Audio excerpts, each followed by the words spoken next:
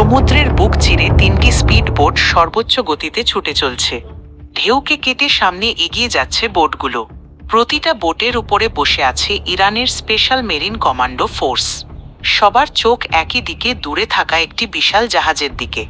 Control room থেকে স্পষ্ট নির্দেশ এসেছে, যেভাবেই হোক জাহাজটাকে থামাতে হবে। সময় একেবারেই হাতে নেই। প্রতি সেকেন্ডে পরিস্থিতি আরও জটিল হয়ে উঠছে। কিন্তু এই নাটকীয় পরিস্থিতির শুরুটা হয়েছিল প্রায় 3 ঘন্টা আগে। সকাল ঠিক 11টা। ইরানের দক্ষিণের একটি গুরুত্বপূর্ণ সমুদ্র বন্দর। প্রতিদিনের মতোই স্বাভাবিক ব্যস্ততা চলছে। বড় বড় কার্গো জাহাজ পোর্টে ঢুকছে, মালামাল নামাচ্ছে। বন্দরের কর্মীরাও নিজেদের কাজে ব্যস্ত। সবকিছু এতটাই স্বাভাবিক ছিল যে কেউ কল্পনাও করতে পারেনি কয়েক ঘন্টার মধ্যে এই জায়গা আন্তর্জাতিক উত্তেজনার কেন্দ্র হয়ে উঠবে। হঠাৎ করেই পোর্টের রাডার কন্ট্রোল রুমে একটি অচেনা সিগন্যাল ধরা পড়ে। স্ক্রিনে দেখা যায় একটি ছোট মাছ ধরার নৌকা ধীরে ধীরে পোর্টের দিকে এগিয়ে আসছে। প্রথমে কেউ বিষয়টাকে গুরুত্ব দেয়নি, কিন্তু কিছুক্ষণ পর একজন অভিজ্ঞ রাডার অফিসারের মাথায় একটা প্রশ্ন আসে।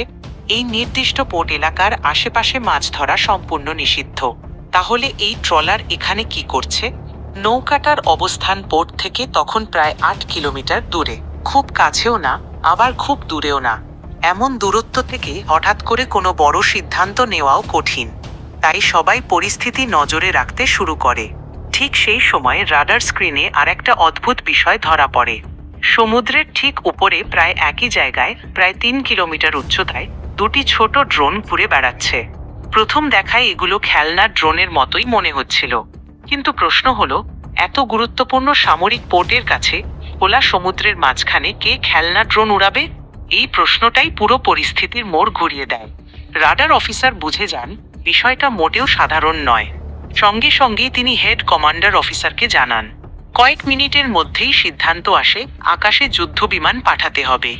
ইরানের বুশেহর এয়ারবেস থেকে সঙ্গে সঙ্গে দুটি মাল্টি রোল ফাইটার জেট উড়াল দেয়।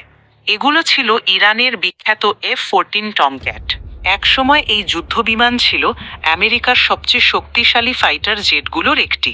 বহু বছর আগে ইরান এই জেটগুলো কিনেছিল এবং এখন সেগুলো আপডেট করে ব্যবহার করছে।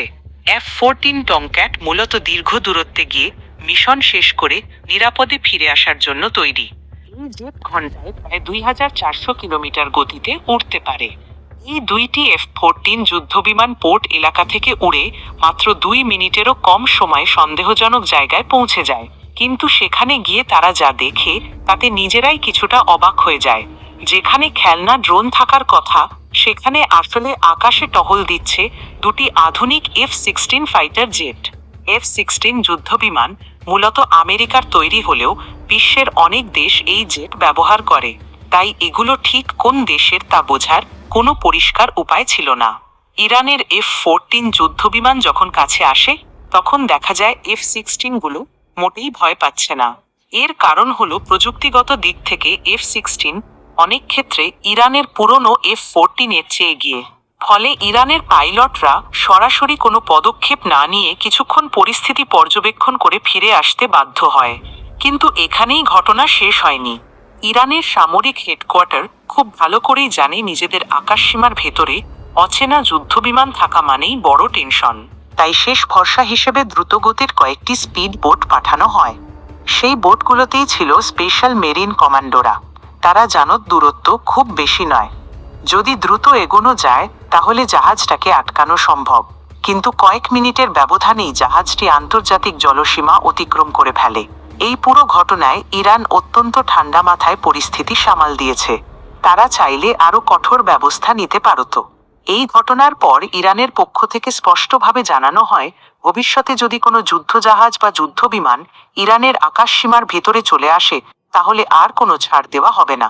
ঘটনাটি আন্তর্জাতিক গণমাধ্যমে ব্যাপকভাবে আলোচিত হলেও ওই যুদ্ধজাহাজ বা যুদ্ধবিমান কোন দেশের ছিল তা আজও কোনো দেশ স্বীকার করেনি।